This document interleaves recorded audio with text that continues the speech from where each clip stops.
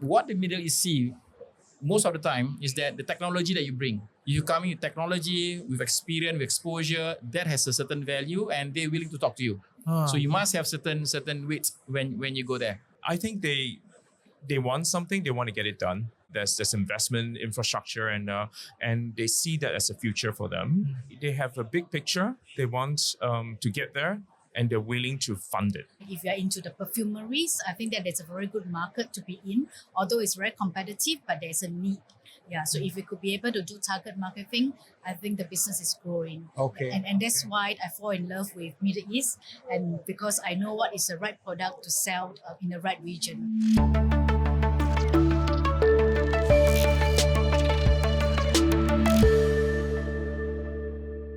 Welcome back to the TFC Business Show. I'm your host Reggie, aka your Chief Financial Coconut, and today we are doing a very interesting panel. Personally, I find this panel the most exciting, right? Like because it's Middle East, right? It's the pizzazz, right? I feel like it's the frontier of a lot of interesting new projects. And I always hear people say like, "Oh, Middle East, the project budget are very big one, right? Can do a lot of things, can make magic, right?" So that's why I wanted to pull together a panel to talk about this, right? So maybe we go one round, just introduce yourself first, and then we lay the ground of what you do, all that, then we can have a good discussion. Okay, how about Tonya? You can start. All right. Hi, everyone. I'm Tonya from World Future Enterprises. 50% of my time is based in Middle East, and I will share more later on. Okay, yeah, okay, great. Hi everyone, my name is Keith. Keith from Crown Digital. If you have seen Ella, the robot barista in Changi Airport, I bought it the other day. I didn't buy the machine. I bought from Ella. Yes, Okay. yes. Thank you very much for supporting. Yeah. So we are the ones who digitize the business. Started off as a coffee operator, faced all the challenges with labor shortage, and decided to digitize the business. So we became a full stack startup, designing, building the robots and the AI, and now we have Ella running in the airport 24/7, unmanned. And this is a tech first sort of business for coffee. Going to be sharing that journey. Okay, what is Ella got to do with the Middle East? The first time I met Etisalat was in New York. So back then, we were at the National Retail Federation NRF show, just right before the pandemic. We were there in New York, and It had to be right before the right pandemic. before the pandemic. We had our first robot, went to New York, showcased it with Intel, and Etisalat came and said, we love this. You got to come to Dubai. We'll bring you in to GITEX. Is one of the biggest tech shows in the UAE. And since then, we've been there for like 4 or 5 years now. And that was when I was exposed to the huge opportunity in that region. Coffee is a big thing. Everyone loves coffee, and they love technology. And robots and AIs in their backyard, right? They want it. So that's where the opportunity lies. Okay, right? so And, Ella is not just serving coffee at Changi Airport; she also doing it at UAE lah. So we build a system to scale, and Singapore is a small market, isn't it? We're going global. Okay, great. And yourself? Yeah. Hi, I'm Azhar Osman, Executive Chairman of Enercon Asia. We run quite sometimes. And like you said, you guys are big ones. yeah. No, they're humble, right? So we are in the middle. We have been doing projects in Middle East, in Qatar, in Dubai. We just recently won an order in Saudi Arabia. Personally, I've stayed in Iran for 2 years. For information, I was a commissioning engineer. It's true, it's the new frontier. We opened our office in Uzbekistan, and actually this year we're going to open an office in Dubai. Nice. Okay, so based on that little intro, right, maybe you can just kind of lay the ground of for all of us starry-eyed individuals that have not dipped our toes in, right? What is the Middle East, and then maybe some of the more specific parts of it that you're more familiar with. Right? How does this thing work from a business standpoint? I have been in the market, right, for the last 20 years. I always emphasize that. Yeah, because So I'm not new. I've been there for 20 years. Yeah. Yeah, because I really see the transformation in Dubai, where it was a desert and there was really like GPS off-road when I was visiting my client. And now it is really such a bustling city, and there's so much of global brands competing there. And that's why now I think it is a very good city that we could be able to expand expand and also explore for the first country who wanted to enter into the Middle East. And then subsequently, right now, of course, for Saudi Arabia, it is because of the Vision 2030, and I was deployed to Neon about 2 years ago, and I can see that it is really opening up and there's so much of traction. I live in a desert for about 6 months, which I was not really so proud of, but Why? because it is a lot It's so of cool. Yeah, Okay, but- maybe yes, I right. romanticize it. yes, I think it's very cool. So Yeah. that's why I took the challenge to Okay. live in the desert, Hmm. but I was not prepared, and that was where I have very tough learning experience, not only in terms of the business wise, but more also on personal care as a female, as a lady, how we should take care of our face and what kind of beauty treatment should we also bring along in the desert. Yeah, right? to think that is a struggle, right? If you've never Yes. been there, you Right. will not know. Yes, Okay. because we always thought that the lady there have to wrap up, but actually it's a protection because of the direct sunlight and the direct heat. And now the day when I'm there, although it's no longer a compulsory to have a baya, but I still wear that because of the material itself is really very soft and it's very airy. So it is not as warm as we think, like it's so dark, so black and so heated up. Okay, right? okay, fair. And your business there is carpets. You know, or help me understand. Like you've been Okay. there for 20 years. You know, what were you doing there, and what are you doing there now? you Okay. know? We are a brand powerhouse whereby we represent brands and company into the Saudi Arabia and the Middle East. So in the vertical, we are strong in FMCG, F&B, health and beauty, lifestyle to household. So everything you can find in a supermarket, hypermarket or retail, we could be able to work through together with our partners in Saudi Arabia. And in the horizon, we will bring company who wanted to start up or set up in IT space, in technology space, and also across the 5 sectors where Saudi Arabia is focusing. Oh wow, that's everything lah. Pretty much. Vertical and horizontal. Yeah, So yeah. horizontal, I partner with Astrolab, a company platform that we will have like co-working space and also help through with secretary work, HR to the full fledged of Services. Yes, that's right. Okay, fair. And you alluded to Vision 2030, right? That's like everybody's talking about it, right? If you're there and you don't know the Vision 2030, I don't know where you are, right? So what is the take, from because the Saudi government will sell you whatever they want to sell you, right? But from a SME standpoint, from an entrepreneur standpoint, from here looking at it, right? How do you look at it? How do you think of like, how do we integrate and work in this vision? Saudi Arabia has a very bold target, 2030. And there's a shift away from the oil and to create new economy out of that. And it's very tech driven. And with that direction, the willingness to embrace technology, right? And rethinking how the city should look like, being tech first and willing to invest for that future, I think that offers a huge opportunity for any technologists around the world to support that, because no one can build everything. That presents a huge opportunity, right, to bring our technology that we incubated here in Singapore, across to the Middle East.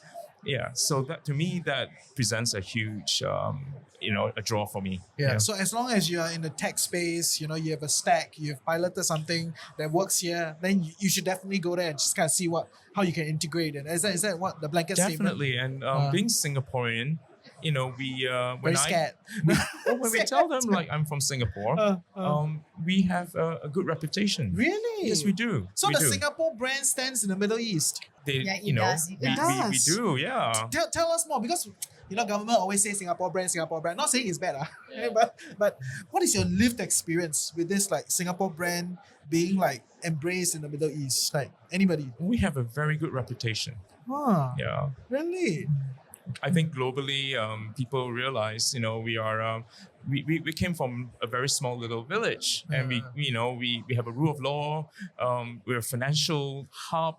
There's a lot. That's and that plays to our brand. True. Yeah.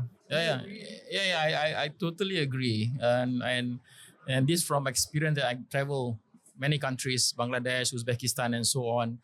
The difference, like I said, when you go overseas, when you are there, being an expat in a way, people treat you differently. And then the fact that you're from Singapore, there's an added value. They see you from Singapore, and we put our professional front of how we do business, so that they accepted it as well. So as you progresses, and this is what, honestly, if I were to tell you, 80% of our business is overseas compared to what we're doing locally. And as we progresses, they have a certain tender. They said, okay, the product must come from US, Japan, and so on. Nothing mentioned Singapore. Then we told them, what about Singapore? Then they said, yeah, I think that can be added in. I think that one can go in. Yeah. So, and this is something that we need to kind of enforce to them, because some spec doesn't say Singapore clearly. You can push for it because there's value to it. And secondly, Singapore passport, this is one of the strongest passport in the world. So I can travel any country without visa, right? Almost every country, and that make business easier, even to the Middle East as well. So what Keith mentioned about the direction for Saudi Arabia, every country you go, they will ask you to invest, right? Is it? Yeah, everywhere. But I thought they are like wealthy, right? No, I mean the wealthier, the more the money they will ask you to put in, so they kind of like, it's other people's money that bring benefit, right? Yeah. And of course you have skin in the game as well. So this is where every country will ask you to do so. Dubai, Saudi, and so on, Oman, and so on. They will put their value of what they can offer from taxation, and so on. At the end of the day, is how you see the country that benefit you the most. Not all countries you can invest at one go. You take the country that has the best benefit for you and the best so-called opportunity for you. And that's where we kind of jump in where the business goes. So I'm going to Oman this Saturday night because I'm invited. So when you're invited, right, it's nice, right? Business come to you. Then you search for it, right? And that's how we do business. Yeah. Can you help me expand a little bit on that? Because similar to ASEAN, right? When people think of ASEAN, then they think like everybody is the same, right? But actually inside there's a lot of complexities, right? So the Middle East is probably exactly the same, right? Like we always talk about it as one group, but there are different development, stages and all that. Maybe, having that kind of optics, give us a lay of the land. So first and foremost, I think when I first went Middle East, you notice the locals are not in the office. Oh, not in the office. When we go to the office, we meetings and so on. Mostly are the immigrants or the foreigners, and then you're meeting with the Lebanese, the Jordanians, the Indians, the Pakistanis, and so on. And these are the working people, I would say. So I was wondering, I met many companies. I have not seen the locals. Then I went to the mall. And that's where they are. It's not because I think the bosses are there. Yeah, the whole idea, the bosses are there, right? So they have that kind of position, and they have their tea, coffee over there. And I start to see them, and you start to understand better how the business model works. And I think at the end of the day, you got to work through the ranks and get your business accepted. Can you elaborate a little bit? What does it mean by working through the ranks? So in the case of our business, when I visit a country, and I tend to, of course, approach the managers or even the CEOs, top right? Guys straight top away, guys, right? So most of the tenders or most of the inquiries come from them because they put it up, and then we come in and then put our offer. And they are the one that decide as well how your projects to be or your offer to be taken or not. The top guys, I met them as well. That happens when there's bigger synergy, like joint venture, collaboration. So when you have different level, so there are project based or there's a venture based, right? Then the top guys will come in. So I had a lunch with them, and I think some of you may experience it. It's a long lunch. Really? How long is long? It can be about 2 hours, and the whole idea was to enjoy the company. I think that's important, and you cannot rush. In Singapore, we have time, right? Yeah. Then we try 45 minutes, last 15 minutes, we walk on the way back to office. Exactly, right? So over there, you can't. You must enjoy the company. You must enjoy the conversation. And the conversation is not about business purely. It can be other things as well, politics, about Lee Kuan Yew. They touch on that. They know Singapore well, and they touch on that. So of course, you must have certain knowledge of the world to get at par with what they're talking about. And many of these local are very, very intelligent. They study in UK, they study in US. So they do have certain depth of conversation that they can carry. So realizing that and look at how they manage businesses. So you can't say, oh, by 1 hour we are done. No. The time is different, and then they will select the place they want to eat. All right. It can be as far as long as the food is good, the quality is good, right? So I will follow. And these are what's happening over there. Interesting. No rushing. Interesting. And that is like big tender projects, right? That Infra be level, involved with collaboration, joint venture, yes. Yeah, those sort of stuff. But Exactly. then in a tech landscape, is it true? Is it the same? Super exciting. It's very exciting. No, like do people also have 2-hour lunches? The big boss, the tech bro energy is different, right? So like, I want to add to that. The tech guys are from India. They're powering everything, but the bosses are the locals. But I think they want something. They want to get it done. They have the appetite for it, and they're willing to pay for it. So what does that mean? Willing to pay for it as compared to the Singapore context? Oh yeah, I mean tech. You need to invest. Tech is not cheap. Yeah. There's investment infrastructure, and they see that as a future for them. So they have that the appetite for it. Yeah. So they care more about the effectiveness of the product rather than the cost itself. Is that kind of a fair statement? Let's put it this way: they have a big picture. They want to get there, and they're willing to fund it. Yeah, the energy says a lot. They're willing to fund it. They're willing to fund it. If you can convince them, you got it. Yeah. So I mean, if you're in there, if you're something that they like, they will back you and they will go. I think they really into hospitality, and they really make you feel very welcome. Like you their can welcome home. me lah. Yeah. Yes, right. Very good hospitality. Right. Yeah. Then they will invite you for lunch, or some invite us to their home. And there was one of the perfumeries that I sell, and usually if they really fancy about the relationship or building a business, they will really to extend to spray their perfume on the carpet to welcome you, and then their house, so that you will feel that it is of a very nice fragrance. Yeah, so that's how in terms of branding wise, and in terms of application of their household, and how they would like to treat you, that you feel that you smell so nice, and they are really into fragrance. Okay. That's very interesting. And from that point of view, right, essentially what I'm hearing is there's a group of people that are not locals that can work in senior management roles, right? They make a lot of decisions, but the people that own these businesses are one tier above. They are the locals, right? So from that point of view, in a decision-making process, right, or decision-making metrics, right, who should I try to talk to? How should I try to enter? I mean, you've established some of that color, right? But from a foreign businesses trying to enter into the game, right, how does it usually look like? Because it sounds like 2-hour long lunch with a lot of people. You must slowly, like just give us some context, right, from that point of view. Yeah. The best way to go in, not to go in blind, but to go in someone who already have experience. I think that's the right route. When you do that, then they can recommend the right people to talk to. So it's a very high touch network type of business environment. Okay. Yes. It doesn't work in a way that you do not know the person and you send an email. It's not as easy. But then you see somebody you already know, and then just drop a message that you're coming, then it's easier. In many contexts, it's such a way, and to reduce so-called mistakes or inefficiency, it's best to get a consultant, to get somebody who already done that, and that reduces your so-called your flaws. The most important part is that whether your product is highly needed in that particular country, then for us within the energy sector. So the key point that we brought in is how we package our energy solutions. Some people, they sell similar thing, but they cannot bring to Middle East. And the way we package it according to how the demand requires, and what the Middle East see most of the time is that the technology that you bring, and they do value that. If you come into trade, that's a bit tough. If you come in with technology, with experience, with exposure, that has a certain value, and they're willing to talk to you. So you must have certain weights when you go there. Interesting. Then as you progresses in terms of what we offering, the key point that they will bring, okay, fine, you bring your product, we bring the network.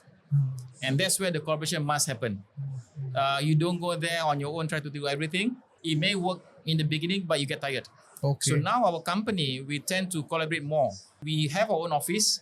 At the same time, in some countries, we establish so-called distributorship in that country. And that allow you to expand and grow further. Yes.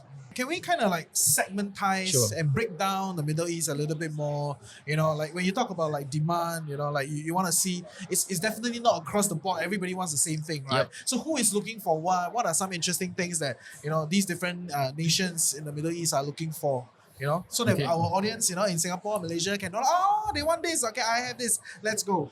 Yeah. Is there some color there? Okay. I think for the FMCG category, in terms of fragrance, it worked across the GCC region. Okay. So, like one man, they will have 7 body spray, yeah, and one in their drawer, one in their bag, one in their car, one in their, of course, their home, their toilets, and also offices as well, yeah.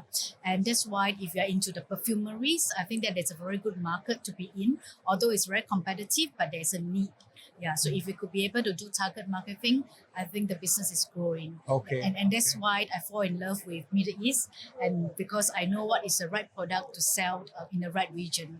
Because in my younger day, 40% of my time is in China, 40% of my time is in Middle East, 20% is the rest of the world. Yeah, so I have different range of products at different region and Yeah. different countries. So can you give us specific. a bit more insights on like where should these products go? Like, you know, based on today, how will it work? There are a few distribution channels for products itself. We have like retail and also travel retail. So retail will be, of course, at the supermarket, the shopping mall. And of course, now we have online, offline. We have omni channel. And then now I always wanted to integrate to be harmonized retail.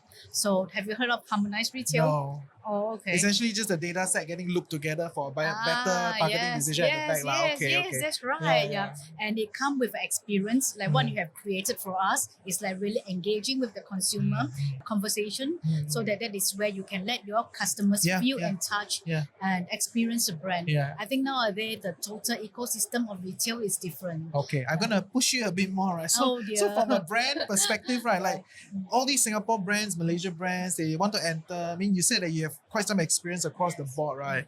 Give us a little bit more tangible insights as to like, okay, if we're looking at Oman, this is what you're looking at. If we're in Saudi, this is kind of the landscape. You know, Dubai is already here. You know, give me something, right? Okay, let me try. Yeah. Try. All right. So for Dubai, it's already very competitive. Yeah. It's to a certain extent. That's a perception, right? Yeah. And it is true. Okay. Yeah, because they have really speed up so much advance, and the brand is really a global brand that you can find, and there's a lot of investment behind for the past few years. But of course, for Singaporeans to enter in, that's why I suggest that we will gather together as one nation, and we are also organizing a Saudi Singapore gastronomy, whereby we have like 10 companies to enter together, and that is where we position as like Singapore brands rather than individual company brand, okay. so that we can add strength and credibility being a Singaporean. Okay, fair.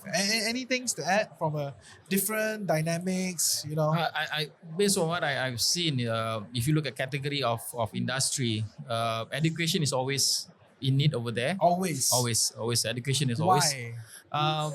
If you look at any country to grow, to do well, training become important, skill that they need. And of course, Singapore business has put investment in the particular sectors as well. So you look at Dubai, quite established in that sense. Of course, they have oil and gas. They're going to renewable energy. Depending on the level of where you are coming in the chain of oil and gas. Okay. In a more, I would say, retail manner, food is of course of critical nature. Halal, of course, is what they are aiming for. Halal is expected, right? Yeah, it's expected. You know halal, you don't even think about this game, right? So exactly. Is that a fair statement? They have, yes. Oh, okay, yes. okay, Generally, okay. this is what I've expected of. Okay. Of course, I've been to hotel that is non-halal food that they are served. But of course, generally, this is where if you understood of Middle East, you are respecting their culture, you are respecting what they are serving you. Of course, that is of important nature for them. Overall, I look at it in terms of the industry, like I said, education, you look at hospitality, medical, of course, energy and food. And this is what I see happening growing further and further. Yeah. Tech is something that they really, for Dubai, really will put in as much so-called investment possible to attract the tech guys over. So Binance is there. Many companies are I would say, set up their footprint over there. So if you look at Singapore and Dubai, it's somewhat similar, right? When Dubai started, they use Singapore as their Model, right? Yeah. They try to copy everything, right? And then try to go further with what they are trying to achieve. And the same thing as well, what we are looking at in terms of investment position, these two countries where the investment climate is very good. And in this way, we spoke of people over there. And of course, Singapore attracted family offices to put their company here as well. He's in the right manner to go to Dubai and push for his tech-based solution and then raise the investment. So the climate there to me is very good for investment. In other countries like Oman or Bahrain or Kuwait and so on, it's a different perspective. And every one of them trying to build the next so-called tallest building, for example, right? And same with Riyadh, they're trying to build the tallest building as well. The position that it comes to you, whether this fit you nicely or not. That's number one. And number two is that when Dubai started, we all questioned why so much things happening. Where are the workers? How this is going to be sustainable, right? And we saw, like Singapore, we know we have our own people working. They use a lot of immigrants to do so. And what we saw is that it will evolve. It will evolve into a certain growth. At one point, property was good and property was slummed. And at that junction, I remembered when the property went down, people were running away from Dubai. They already bought, let's say, property or car. They just run because they cannot afford to pay. And they cannot afford to pay. They park their car at the airport and then they just run away. Yeah, when I came back and I visited, there were cars with dust and so on. Really, that what happened. And property price went down so bad. Now it start to come up again. Of course, the sentiment is good for people to go back to Dubai.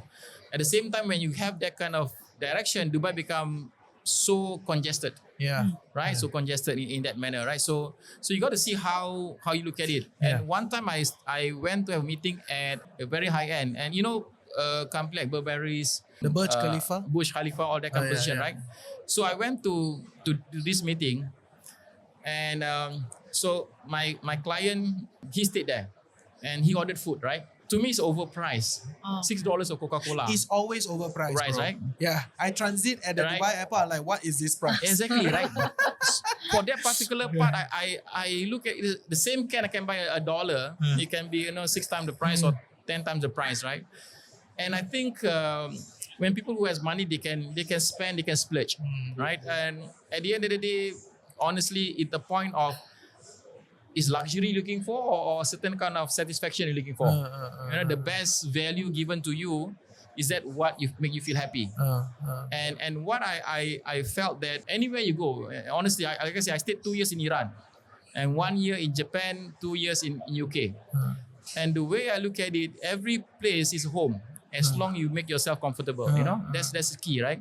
And Middle East can be a home to you as well, and you are not subjected to be following what the trend is.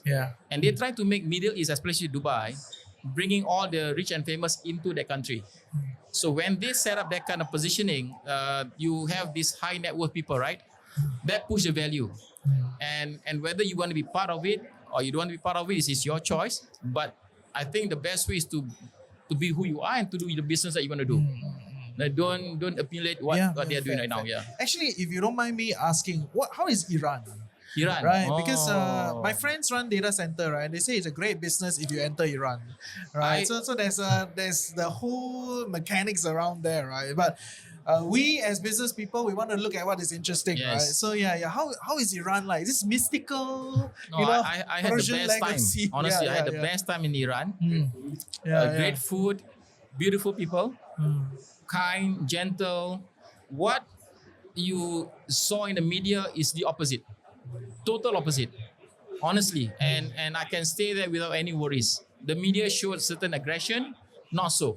Right? And we came in to build a power plant, and the people need jobs, they need food, they need growth, and so on. So Iran, and we went to Isfahan, we went to Tehran, beautiful countries, beautiful, honestly. There is no danger that I saw of. And then I share a bit more when just a bit sidetrack. I was in Lahore, in Pakistan, right? So Pakistan, you would think another set of view. And I was in this particular cafe, and the ladies were with their scarf. And the setup of the cafe, if you close your eyes and you open your eyes, you thought you are in New York. Really, the cafe setting was so nice. Totally outside was different and inside is different, right? And this is what I saw, and the same thing for Iran as well.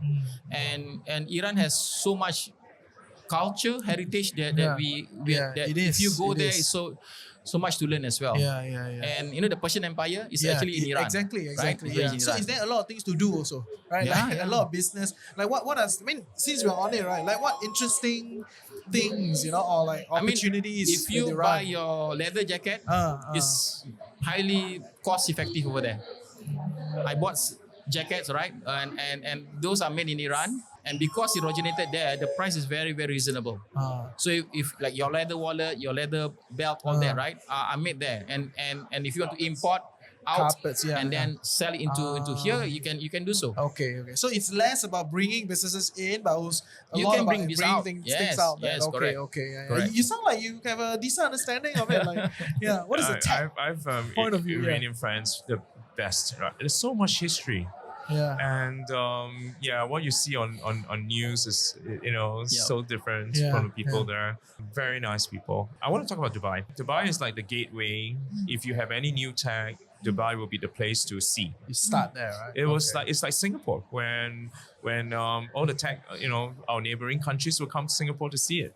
Saudi is always the North Star in the GCC.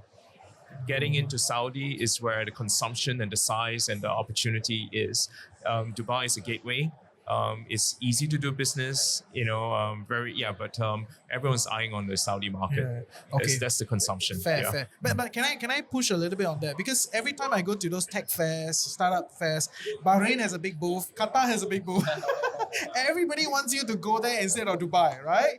So like, what is that thought process like? Because it's like younger entrepreneurs, they want to learn from people that have already done it, right? Like, even though you see all these bigger initiatives by Qatar, by Bahrain, like, why still Dubai? You know what I mean?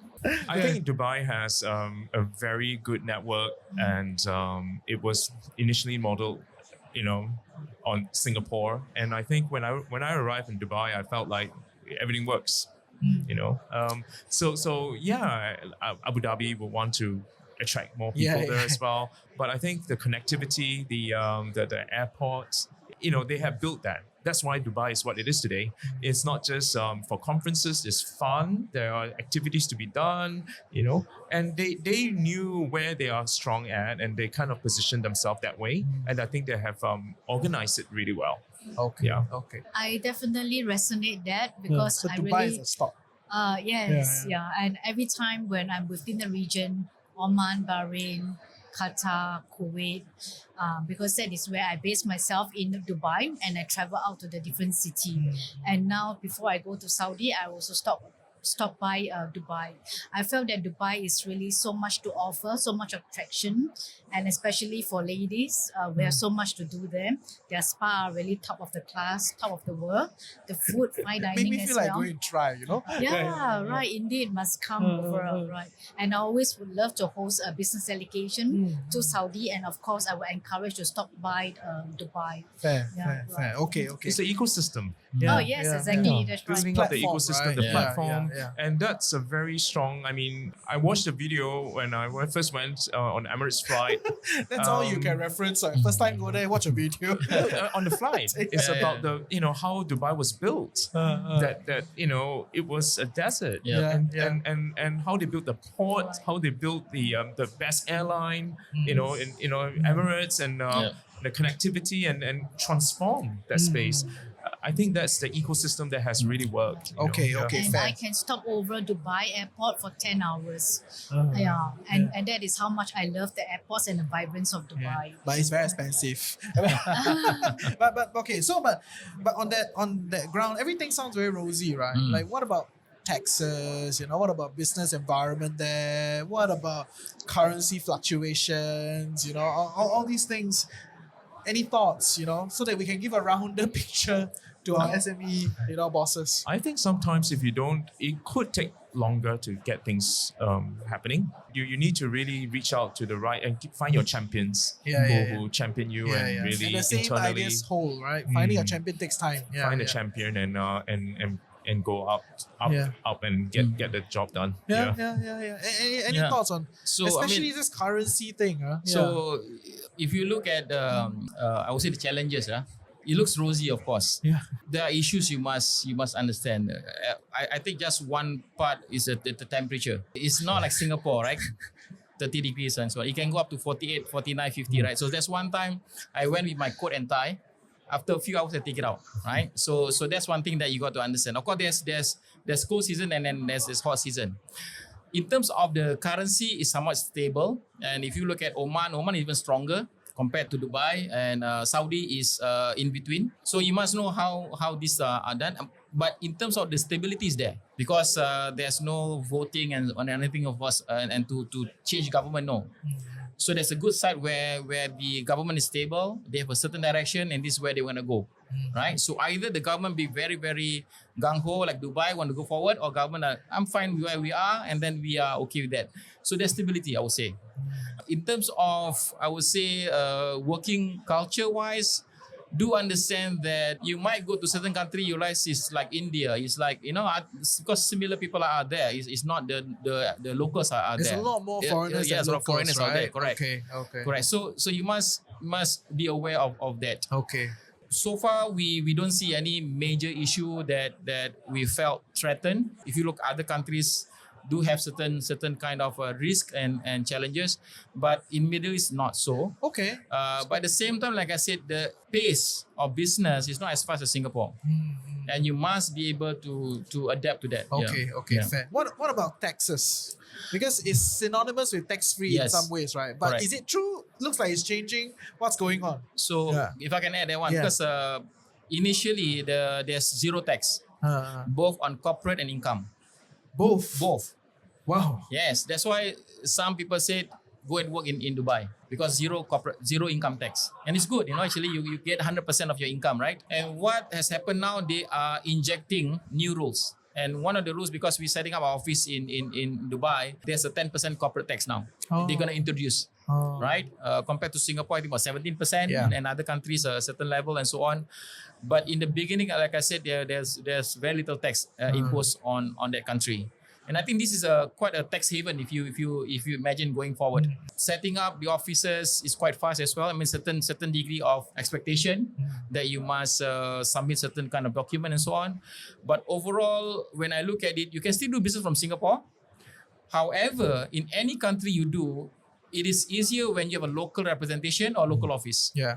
That is kind of like create a certain camaraderie in terms of where you do business. And the entity is governed by local law, right? Yes. So there's that whole thing to it. Okay, fair. So across the board, you're gonna see more taxes coming up. Is that kind of the trend that we're looking at? Because in they the see Middle growth, East? right? So to maintain the growth, to pay for all the services, the tax will come in sooner or later. Okay, fair. Thank you. Yeah. I think it's quite a rounded discussion. In closing, is there any other thing you want to share with our audience that is, thinking of Middle East or already in it, trying to be smarter with the game? I think in Middle East is the next growth. Like you said, Saudi looking at 2030 vision. Dubai is ever growing. Ever growing is a big word, bro. It is. There are more things that they plan to do. Oman is something that I'm going, like I said, is also having their position. What I can say is that in terms of their financial position, they are okay. And I tell you this frankly, and it's based on experience. If you have the ability and you have the expertise to do so, they are willing to pay for that. They're willing to pay for that. Number one. Number two, if there's a problem, and you can solve the problem, I'm saying a really major problem, right? In the sense, they're willing to pay for that as well. So a lot of these solutions are done that way. And when it's done that way, you get things done. There's no, opposition to stop. There's no issues of financial. So some countries have financial issues with US dollar. They do not have that. So at least there's stability for you to come in. The issue that you feel is that when you go in, you're going to have to go for the long term. You cannot go there and then come back. No, it's a long-term investment. Okay. What is long? Long means 5-10 years. Okay, fair. Okay, fair. Anything else to add? Go. go visit. Okay. Be there. Any last things to add? Right, I would say come join me to explore Middle East. Yeah. And we always have a lot of business delegation.